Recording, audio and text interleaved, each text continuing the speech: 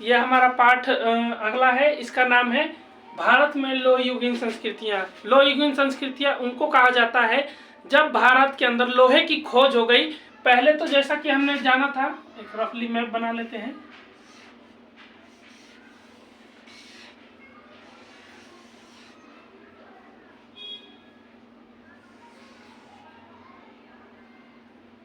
ठीक है, ये हमारे भारत का मैप है। जो संस्कृतियां यहाँ पर पनप रही थी, उन संस्कृतियों में हम पहले पढ़ चुके हैं कि उन्होंने पहले तांबे का खोज किया, उसके बाद से कांसे का खोज किया, और वो इन्हीं सब चीजों का प्रयोग करती रही। ठीक है, तांबा, कांसा, शीशा, जस्ता, बस। लेकिन एक कहा जाता है कि कमी उनको खलती रही कि कोई ऐसी धातु मिले जो उनको आसानी से उपलब्ध हो जाए, क्योंकि तांबा और कांसा ऐसी धातु थी जो उनको बहुत मुश्किल से उपलब्ध होती थी। कुछ इलाकों में होती थी, कुछ इलाकों में नहीं होती थी। लेकिन जब लोहे की खोज हुई, उसके बाद से यहाँ के लोगों की जिंदगी बदल गई। लोहे की खोज को हमारे इतिहासकारों ने मानव द्वारा खोजी गई दूसरी सबसे बड़ी वस्तु मानी है। पहली आग थी, आग, और दूसरी लोहा। ठीक है, दूसरी सबसे बड़ी वस्तु मान लोहे की खोज हुई इस युग में, इसीलिए इसको लोह युगीन संस्कृति कहा जाता है। यानी कि अब जो संस्कृतियां चली उनको लोह युगीन संस्कृति कहा जाता है। जैसा कि हम जानते हैं कि वैदिक युग 1500 ईस्वी तक समाप्त हो चुका था, 1500 ईस्वी तक। तो धीरे धीरे समय बीतता गया और लगभग 1200 ईस्वी, 1200 ईस्वी कह रहा हूं, ईसा पूर्व, ये भी ईसा पूर्व। ठीक है, 1200 ईसा पूर्व के आसपास आते आते लोहे की खोज हो गई। व्यक्ति अब सारी चीजों का जो अब एक तरह से डायरेक्शन बदल गया। लोग अब तांबा और कांसे की जगह लोहे का प्रयोग करने लगे। लोहे आसानी से उपलब्ध हो जाता था। आज भी हम देखते हैं कि लोहे की वैल्यू कम है, मार्केट में 20 रुपए 30 रुपए किलो लोहा बिकता है। ऐसा क्यों बिकता है? क्योंकि लोहा हर जगह विद्यमान है, लोगों को आसानी से उपलब्ध हो जाता है, और जो कोई भी चीज आसानी से मिल जाए उसकी वैल्यू ऑटोमेटिक घट जाती है। हीरा इतना महंगा क्यों होता है? क्योंकि हीरा बहुत मुश्किल से मिलता है, और जो मिल जाता है तो उसमें उसको लोग इतना ज्यादा एक वो हो चुका है प्रचलन सा कि एक फेमस ब्रांड सा नहीं बन जाता है, उस तरह हीरा है। इसीलिए हीरा इतना महंगा मिलता है। और लोहा सस्ता इसलिए है 20 रुपए किलो, क्योंकि वो आसानी से हर जगह मिल जाता है। वही समय था जब व्यक्तियों ने लोहे की खोज कर दी, मानव ने, और वो अपने सारे काम लोहे से करने लगा। ठीक है, वो कांसे से तांबे से अलग हटने लगा, क्योंकि कांसा और तांबा आज भी हम देखते हैं, तांबा 300 रुपए किलो, 400 रुपए किलो, 800 900 ऐसे करके बिकता है ओरिजिनल वाला, जैसे कि, लेकिन कबाड़ी वाला 200-300 में ही लेता है। ठीक है, वो ऐसा क्यों करता है? लोहा जहां 20-30 रुपए किलो है, वहां कांसा 300 रुपए है। तो ऐसा इसलिए है क्योंकि लोग तांबा बहुत मुश्किल से मिलता है, कांसा बहुत मुश्किल से मिलता है, लेकिन लोहा आसानी से मिल जाता है। इसीलिए लोहे की जो कीमत थी वो घट गई मार्केट में। ठीक है, और इस समय जो 1200 ईस्वी के बाद का जो समय था, कब तक? 1200 ईस्वी से लेकर 6ठी शताब्दी यानी 6 ईस्वी तक, 1200 ईसा पूर्व से लेकर और 6 ईस्वी तक एक रेखा होती है, मैंने आपको समझा रखा है, बीच में 0 टाइम होता है। इसको मान लीजिए 1200 और इसको मान लीजिए 6। 1200 से यहां तक पहुंचा 100 साल, यानी 1200 साल ये और 600 साल ये, 12 और 6 1800 साल के बाद इस सभ्यता का अंत हुआ, लोह युगीन सभ्यता का। क्योंकि उस समय के लोग अब जनपद में परिवर्तित होने लगे थे। तो जनपद को हम अगली क्लास में पढ़ेंगे, जनपद। लेकिन इसको लोहे की खोज हुई थी 1200 ईस्वी में, इसीलिए हम इस संस्कृति को, इतने बीच का जो समय था उसको लोह युगीन संस्कृति कहा जाता है। इसके बीच में जो कुछ भी हुआ हम उसके बारे में जानेंगे। ठीक है, तो कुछ पॉइंट है, हम उनको देखते हैं। पहला, लोहे की खोज। लोहे की खोज कैसे हुई? कि लोहे की खोज इन्हीं इलाकों में जो रहने वाले थे आर्य, उन्होंने ही लोहे की खोज की थी। ठीक है, लोहे की खोज होने के बाद वो उससे बहुत तरह की चीजों का, सामानों का निर्माण करने लगे थे। हल हो गया, कुदाल हो गया, फावड़ा, खुरपी समझते हैं ना, जिससे घास को सोहा जाता है। ठीक है, वो, और भी बहुत सारी जो वो होते हैं हथियार उनको बनाए जाने लगे थे, ठीक है। लोहे आसानी से उपलब्ध हो जाता था, इसीलिए हर एक व्यक्ति उसका उपयोग करने लगा था और बहुत जल्दी ये प्रचलन में आ गया। साथ ही साथ मजबूत बहुत ज्यादा होता है, ठीक है, और जिसकी वजह से इसका प्रयोग और ज्यादा बढ़ने लगा। मतलब एक इंसान को जिस चीज की उस समय जरूरत थी वो उसे मिल गया था अचानक प्रकृति से, ठीक है। वो इसको देवता का वरदान माने या कुछ भी माने, लेकिन लोहे ने उनके जीवन को बदल डाला था उस जमाने में, ठीक है। लोहा इतना ज्यादा महत्वपूर्ण था। भारत में लोह युग की शुरुआत, जैसा कि मैंने अभी बता दिया कि लोह युग 12वीं सन 1200 ईसा पूर्व, ये जीरो समय है, जीरो समय माना जाता है ईसा मसीह के बर्थडे को, ठीक है। उससे 1200 ईसा पूर्व लोहा की खोज हुई। अब 1200 तक इधर और 600 इधर, 1800 सालों तक जो समय गया उसको ही लोह युगीन सभ्यता कहा जाता है, ठीक है। भारत के अंदर इसी काल को लोह युगीन कहा जाता है, ठीक है। उसके बाद से आता है महाकाव्य काल। जब वैदिक काल समाप्त हुआ, वैदिक काल समाप्त होने के बाद कब समाप्त हुआ? 1500 ईसा पूर्व तक वैदिक काल, धीरे धीरे उत्तर वैदिक काल भी समाप्त होने लगा था। पहले वैदिक काल समाप्त हुआ, फिर उत्तर वैदिक काल समाप्त हुआ। यहां लिख देता हूं, वैदिक, फिर उत्तर वैदिक, उसके बाद से जो समय आया उसको लोह युग लिख दो, ठीक है। और उसके बाद से जो समय आया उसी को महाकाव्य काल कहा जाता है, ठीक है। महाकाव्य काल, ये चार नाम आते हैं, आप इनको देख सकते हैं। पहले वैदिक काल शुरू हुआ, फिर उत्तर वैदिक काल, फिर लोह युग और फिर महाकाव्य काल। महाकाव्य काल किस लिए कहा जाता है इस समय को? क्योंकि इन्हीं समयों के अंदर रामायण और महाभारत की रचना हुई थी। क्योंकि जो हस्तिनापुर है वो आज भी वर्तमान में उत्तर प्रदेश के क्षेत्र में प्राप्त स्थलखंड मिला है, ठीक है। उसमें खुदाई के दौरान जो समय का पता लगा है, कार्बन 30 के द्वारा पता लगाया जाता है, उससे पता लगा है कि जो हस्तिनापुर है वो आज से जिस समय में था उसको ही महाकाव्य काल कहा गया है। महाकाव्य दो है, रामायण और महाभारत, ठीक है। इन दोनों महाकाव्य के ऊपर जितनी भी मतलब इसके अंदर राजनीतिक व्यवस्थाएं क्या थी, आर्थिक व्यवस्थाएं क्या थी, ठीक है, सामाजिक व्यवस्थाएं क्या थी, हम इनको जानेंगे, ठीक है। अब आप समझ गए होंगे महाकाव्य काल क्या था, जिसमें रामायण और महाभारत थे, उन्हीं को महाकाव्य काल कहा जाता है। रामायण पुराना है, महाभारत बाद का है। और रामायण के रचयिता महर्षि वाल्मीकि और महाभारत के रचयिता महर्षि वेद व्यास है, ठीक है। इस बात को लिख लेना, पेपर में 1 नंबर का आ सकता है।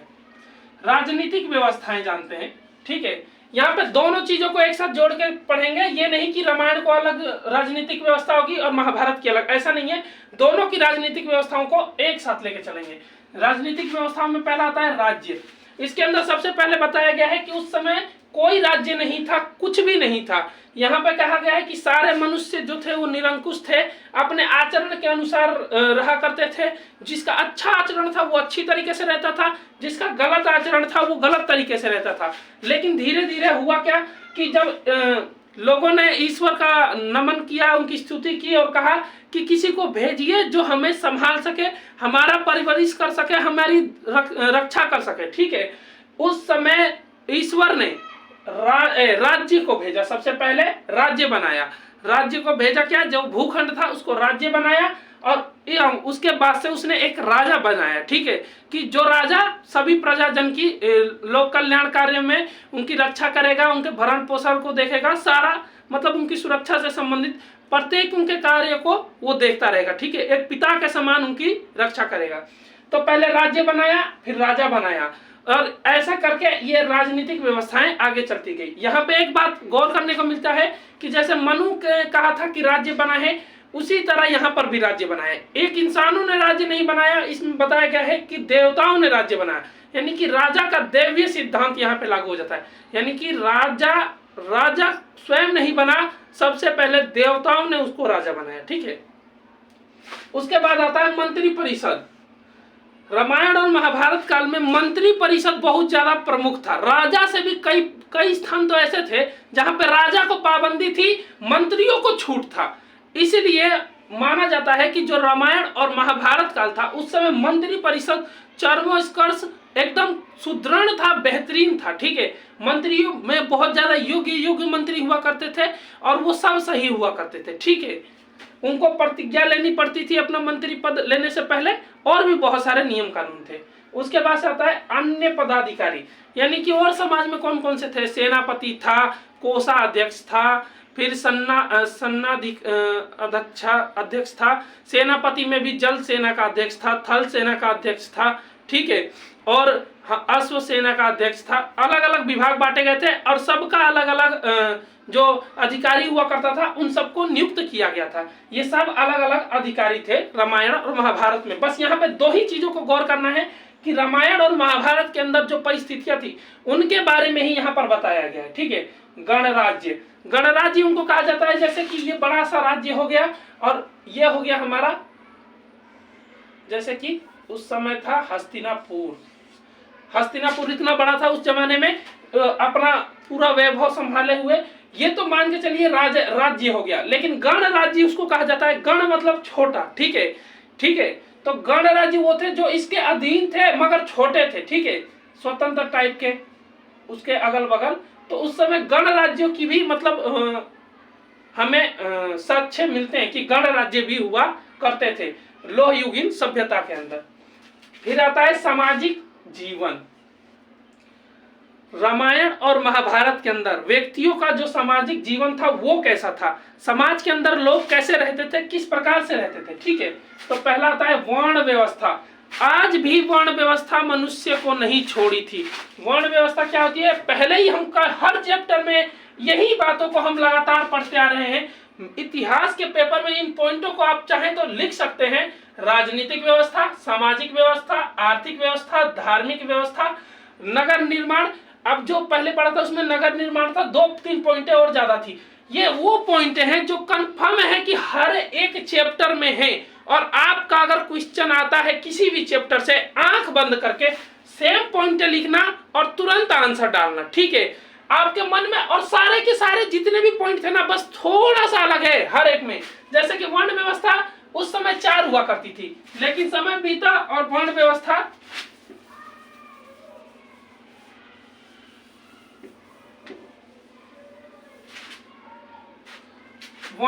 अब 6 हो गई। ठीक है, वर्ण व्यवस्था पहले 4 थी। अब तक हमने जितना भी पढ़ा सिंधु घाटी सभ्यता, वैदिक सभ्यता, उसमें वर्ण व्यवस्था 4 थी, लेकिन लोह युगीन काल में वर्ण व्यवस्था 6 हो गई थी। 4 तो वर्ण व्यवस्था हम लोग शुरू से पढ़ते आ रहे हैं। ब्राह्मण, वैश्य, क्षत्रिय, शूद्र, 4 होते हैं ना। इसके अंदर 2 बढ़ गए थे, एक देव और एक चांडाल। ठीक है, इन सब के पीछे सम लगता था। सम, देव सम, चांडाल सम, ब्रह्म सम, क्षत्रिय सम, वैश्य सम, शूद्र सम। ठीक है, सम लगता था। वर्ण व्यवस्था 6 हो चुकी थी, बस इससे ज्यादा कोई अंतर नहीं था। वर्ण व्यवस्था में सबके पास भी वही कार्य था जो उस समय हुआ करते थे। ठीक है, लेकिन इस समय थोड़ा सा परिवर्तन आ गया था। जैसे कि उस समय क्या था कि आप जिस जाति के हो, जैसे कि आप जिस वर्ण के हो, अगर आप शूद्र वर्ण के हो, शूद्र मतलब सबसे नीचे वाले, तो आपको सफाई का ही कार्य करना पड़ेगा, चाहे आप कितने ही पढ़ लिख लो, कितने ही शिक्षित हो जाओ।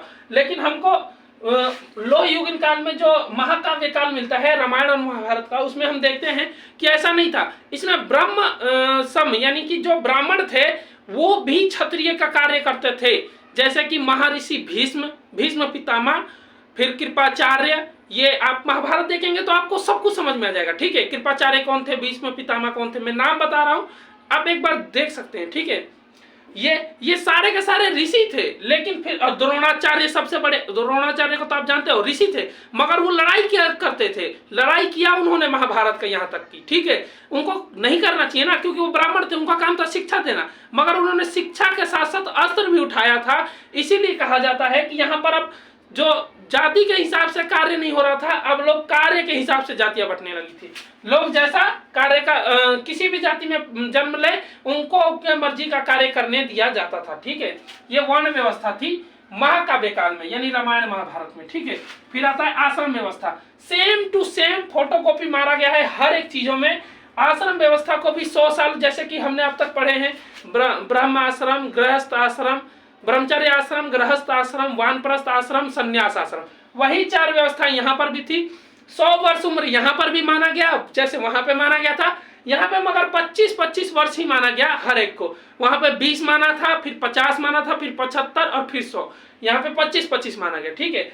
एक बात और यहाँ पे खास की गई है कि आश्रम व्यवस्था के अंदर शूद्र नहीं जाएगा। उसमें कहा गया था कि कोई भी जा सकता है, लेकिन महाकाव्य काल में कहा गया कि आश्रम व्यवस्था के अंदर शूद्र नहीं जाएगा। शूद्र ओनली फॉर गृह आश्रम, गृह आश्रम में ही जाएगा बस, और कहीं नहीं जाएगा। यानी कि उसको जीवन का एक ही काम है, लोगों की सेवा करना और अपना विवाह करके अपने परिवार का भरण पोषण करना, ठीक है। यही कार्य था शूद्र का आश्रम व्यवस्था में।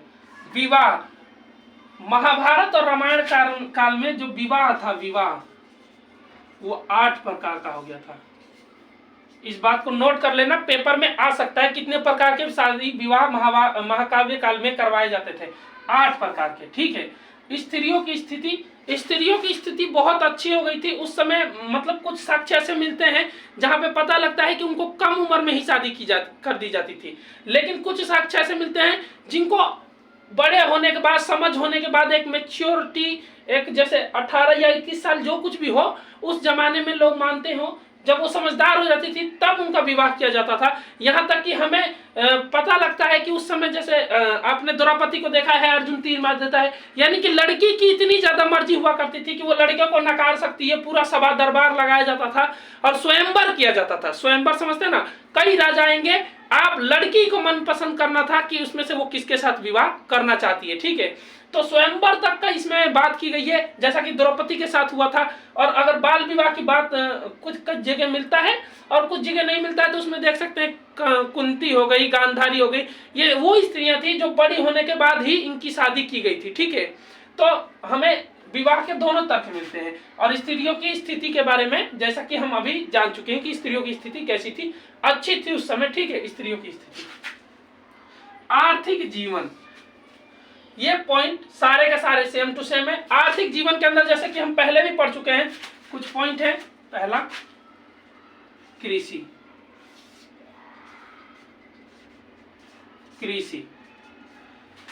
कृषि सेम रहेगा। जैसे कृषि बाकी समय में जौ, बाजरा, चावल, मक्का, ज्वार, इन सब का होता था, उसी तरह यहाँ पर भी कृषि की जाती थी। भूमि बहुत ज्यादा उपजाऊ थे, नदियां थी, जहाँ पे नदियां का पानी नहीं पहुंच पाता था वहां पे नहर खुदवा दिया था राजाओं ने, तालाब खुदवा दिए गए थे ताकि बारिश के पानी को इकट्ठा किया जा सके, ठीक है। पशुपालन, सेम टू सेम। पशु तो बदल नहीं जाएगा। कुत्ता भौंकना तो छोड़ के कहीं काटने तो कुत्ता भौंकना छोड़ के मट्टी तो सुअर की तरह खोदने तो लगेगा नहीं, सेम वही कार्य होगा। वहां पर भी पशुओं को वही पशु पाले जाते थे। अब वजन घोड़े और गधे को हटा के कुत्ते को ऊपर थोड़ी ना लादने लगेंगे, नहीं लादेंगे ना, तो वही कार्य था। मतलब पशुओं में सेम पशुपालन वैसे किया जाता था। अंडा, मांस, मछली वाले सबको अलग और सामान ढोने वाले अलग, और जो तो खेत की जुताई तो बैल से ही करवाई जाएगी, उसको खेत की जुताई तो कहीं हाथी से करवाऊंगा नहीं, ठीक है। तो पशुपालन सेम टू सेम था। उसके बाद आता है उद्योग धंधे। लो युगीन काल में उद्योग और धंधे भी अच्छे खासे चलने लगे थे। इस समय कार्य और ज्यादा बढ़ गया था। जैसे कि पहले जो थोड़ा बहुत कार्य हुआ करता था, इस समय चमड़ा, नए कार्य जो जुड़े थे वो चमड़ा उद्योग का था। लोग चमड़े को उधेड़ कर, जैसे जानवरों की चमड़े को उधेड़ कर जूता, चप्पल ये सब बना दिया करते थे। राजाओं को शोभामान लगता था। फिर चित्रकारी व्यवस्था चल गई थी। लोग अब चित्र सुंदर सुंदर बनाने लगे थे। राजाओं के फोटो बना दिया, लो बेटा एक 50 लाख का माला ले जाओ, ठीक है। तो ऐसे ऐसे उस समय में और भी बहुत सारे उद्योग धंधे पनपने लगे थे। व्यापार, सेम टू सेम व्यापार भी उसी तरह होता था जैसे बाकी हमने पहले पढ़ा। व्यापार, समुद्र मार्ग तो पहले से ही शुरू हो गया था। व्यापार वो दूर दूर तक ले जाते थे, अपने सगे संबंधियों तक जो चीज नहीं होती थी उनको पहुंचाया करते थे। जैसे जिनका रिश्तेदारी दूर तक होता था उनके पास भी वो चीज पहुंचा दिया करते थे, ठीक है। तो ये पॉइंट जो आप देख रहे हैं ना, ये सेम टू सेम अब तक जितना भी पढ़ते आ रहे हैं ना, सेम टू सेम है, बस थोड़ा बहुत चेंजिंग किया गया है, वो भी इसी काल में हमको मिलता है, नहीं तो बाकी सब में सेम है। ठीक है, आप इसको ध्यान रखना। आर्थिक जीवन के बाद आता है धार्मिक जीवन। उन सबका धार्मिक जीवन कैसा था? पहला धार्मिक जीवन में आता है देवताओं की स्थिति कैसी थी? तो महाकाव्य काल के अंदर जो देवता थे, हमने अब तक पढ़ा कि जो वैदिक युग था उसके अंदर देवता कौन थे? प्रकृति को ही लोग देवता मानते थे। हवा, पानी, आग, पहाड़, झरना, नदी, तालाब, नालियां, कुआं, गचका, घुचकी, इन सबको लोग देवता मानने लगते थे। ठीक है, ये सब देवता थे क्योंकि वो मानते थे इनके ही वजह से हमारा मानव जीवन चल रहा है। ठीक है, लेकिन जब महाकाव्य काल आया तो लोग देवता किसको मानने लगे? लक्ष्मी, गणेश, पार्वती, शंकर, महादेव, और फिर और भी बहुत सारे होते हैं। ठीक है, विष्णु, कृष्णा, राम, ये सबको लोग क्या करने लगे? देवता मानने लगे। यानी कि अब देवताओं की स्थिति बदल गई थी, पहले के देवता रिप्लेस करके नए देवता आ गए थे। ठीक है, इसके देवताओं में एक बात और खास तरह की कही गई है कि जो देवता थे, अब उनमें तीन बातें बहुत ज्यादा स्पष्ट रूप से मानी जाने लगी। एक संरक्षण करने वाले देवता, एक बनाने वाले देवता, और एक बनाने वाले देवता, एक चलाने वाले देवता, और एक विनाश करने वाले देवता। तो बनाने वाले देवता किसको माना जाता है? अरे, तीन देवता थे, बनाने वाला ब्रह्मा को, चलाने वाला विष्णु को, और विनाश करने वाला शिव को। तो इन तीन देवताओं का महत्व बहुत ज्यादा बढ़ गया था उस समय। ठीक है, ब्रह्मा, विष्णु, महेश। ठीक है, इन तीनों का बहुत ज्यादा महत्व बन गया था। इसी महाकाव्य काल में एक कथन बहुत ज्यादा प्रचलित है कि जब जब धर्म का हानि होगी, अधर्म की वृद्धि होगी, तब तब मैं रूप बदलकर प्रकट होता रहूंगा। ठीक है, इसके अंदर अवतारवाद, यानी अलग अलग एक ही देवता के अलग अलग भेष, जैसे कि कृष्ण का ही भेष है राम, उन्हीं का भेष है परशुराम को भी विष्णु का 10वां रूप कहा जाता है, और फिर उसके बाद से और भी बहुत सारे रूप माने जाते हैं। यानी अवतार बदलने लगे लोग, अलग अलग अवतारों की फोटो रख के अगरबत्ती दिखाना शुरू कर दिए। ठीक है, ऐसा नहीं कि मैं धर्म के ऊपर वो कर रहा हूँ, मगर अवतारवाद को बता रहा हूँ। ठीक है, तो ये अवतारवाद था। उसके बाद आता है गीता। गीता, पहली गीता के बारे में, गीता क्या थी?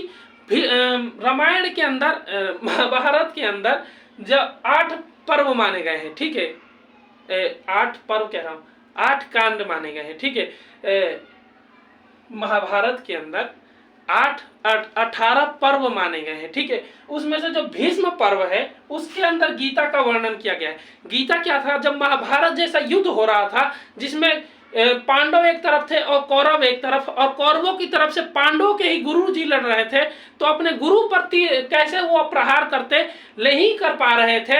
इसीलिए दुनिया का पहला मोटिवेशन माना जाता है गीता को। मोटिवेशन,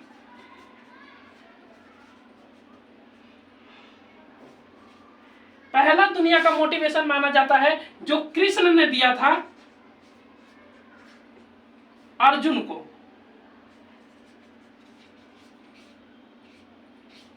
अर्जुन को कृष्ण ने दिया था दुनिया का पहला मोटिवेशन। ठीक है, और मोटिवेशन की बात की जाए तो ये पहला मोटिवेशन था गीता, जिसके अंदर मोटिवेट किया गया था, प्रेरित किया था अर्जुन को कृष्ण ने कि हे अर्जुन, तुम तीर चलाओ, धर्म को बचाओ, तुम्हारे आगे चाहे कोई भी हो। ठीक है, तो कृष्ण ने ऐसे बहुत सारी बातें कही थी और अर्जुन को मतलब प्रेरित किया था, उसको उसके मन में समझाया था, उसको कह कहकर कि जो तुम कर रहे हो ये गलत नहीं है। अगर आज तुम चुप रह गए और धर्म जीत गया तो वो सबसे बड़ा गलत होगा, ना कि आज तुम्हारा गुरु के ऊपर तीर चलाना गलत होगा। ठीक है, तो ये गीता वो थी, इसको भागवत गीता भी कहा जाता है। हिंदू धर्म का आज के टाइम में बहुत प्रचलित बुक है ये। शायद ही कोई हिंदू धर्म का घर होगा जो इसके बारे में ना जानता हो, इसको ना पढ़ता हो। और आज भी इसके अंदर बहुत सारी ऐसी बातें कही गई है जो उस समय नहीं कही गई थी। ठीक है, जो उस समय कही गई थी और आज भी ये बड़े बड़े लोगों को हिलाने डुलाने का सामर्थ्य रखती है। ठीक है, फिर आता है शिक्षा व्यवस्था। महाकाव्य काल के अंदर शिक्षा व्यवस्था भी अच्छी थी। उस समय लोग काफी अच्छी शिक्षा प्राप्त किया करते थे। जैसे कि आप देख सकते हैं अर्जुन को कितनी अच्छी शिक्षा दी गई थी द्रोणाचार्य के द्वारा, और भी बहुत सारे लोगों को शिक्षा दी गई थी। शिक्षा व्यवस्था अच्छी थी। शिक्षा व्यवस्था में सेम वही पॉइंट था कि गुरु जी के पास जाके रहना है, 15 साल 16 साल वहीं पे बच्चा पढ़ा रहता था। गुरु जी के साथ, उनके साथ वन में जाना, गुरुजी जैसा कहते वैसा करना, ठीक है, ये सारे काम उनको करना पड़ता था, ठीक है, गुरुकुल में ही रहना पड़ता था। गुरुकुल का सारा खर्चा जो गवर्नमेंट उस समय क्या थी, राजा जी उठाते थे, ठीक है, जो राजा हुआ करते थे उस राज्य के, वो उठाया करते थे गुरुकुल की सारी खर्चा, ठीक है। लेकिन इसके अंदर हमें एक बात और मिलती है कि शूद्रों को लगता है मतलब शूद्रों के ऊपर कटाक्ष किया गया है कि उनको शिक्षा लेने का मतलब अधिकार नहीं था, क्योंकि जो एकलव्य था वो जब गुरु द्रोणाचार्य से शिक्षा लेने गया था तो उन्होंने मना कर दिया, क्योंकि वो कहे थे कि तुम राजपुत्र नहीं हो, केवल राजपुत्र को ही शिक्षा दी जाएगी। और जब वो बगैर उनके बिना केवल बस फोटो बना, उनकी मूर्ति बना के अगर उसने शिक्षा प्राप्त कर ली, ठीक है, वो इतना अच्छा धनुर्धारी था कि अर्जुन को पछाड़ देता, मगर गुरु द्रोणाचार्य ने उससे उसका अंगूठा मांग लिया ताकि वो कभी बगैर अंगूठे के लड़ोगे बकलोल का इस तरह तीरिया नहीं पकड़ोगे। मगर फिर भी एकलव्य इस तरह लड़ता था 2 उंगलियों से, अच्छा धनुर्धारी था, मगर उसको शिक्षा नहीं दिया गया गुरु द्रोणाचार्य के द्वारा। तो इस बात पर कटाक्ष किया जाता है, ठीक है, शिक्षा व्यवस्था के ऊपर। तो शिक्षा व्यवस्था ऐसी थी। शिक्षा व्यवस्था में कहा जाता है कि बहुत सारे उस समय गुणवान लोग हुआ करते थे, जैसे कि युधिष्ठिर की जो दासियां थी वो 64 गुणों के अंदर पारंगत थी, मतलब वो 64 के 64 गुण जानती थी, ठीक है, जो 64 गुण होते हैं। अर्जुन धनुर्विद्या बहुत अच्छी जानता था, नृत्य विद्या डांस बहुत अच्छा कर लेता था। श्रीखंडी आप महाभारत देखेंगे तो जानेंगे कि भीष्म पितामह की मृत्यु का जो कारण था वो भी श्रीखंडी था, जिसकी उस श्रीखंडी की बात कर रहा हूं। वो चित्रकला बहुत अच्छी कर लेता था, पेंटिंग बहुत जबरदस्त बनाता था, ठीक है, ये वही श्रीखंडी है, ठीक है। तो शिक्षा व्यवस्था अच्छी थी तभी तो वो इतना अच्छा कर पाते थे, ठीक है। लेकिन थोड़ा बहुत सुधार, गलतियां हर किसी से होती हैं, कुछ मजबूरियां भी होती हैं, तो कुछ भी हो सकता है, ठीक है। तो आप ये देख सकते हैं, ये हमारा लो युग इंसान सभ्यता और संस्कृति थी जो खत्म हो गई है। और कल हम अगला पार्ट पढ़ेंगे जनपद महाजनपद वाला, जो 6ठी शताब्दी से शुरू होगा, मैंने अभी बताया। और पूरा वीडियो देखने के लिए धन्यवाद।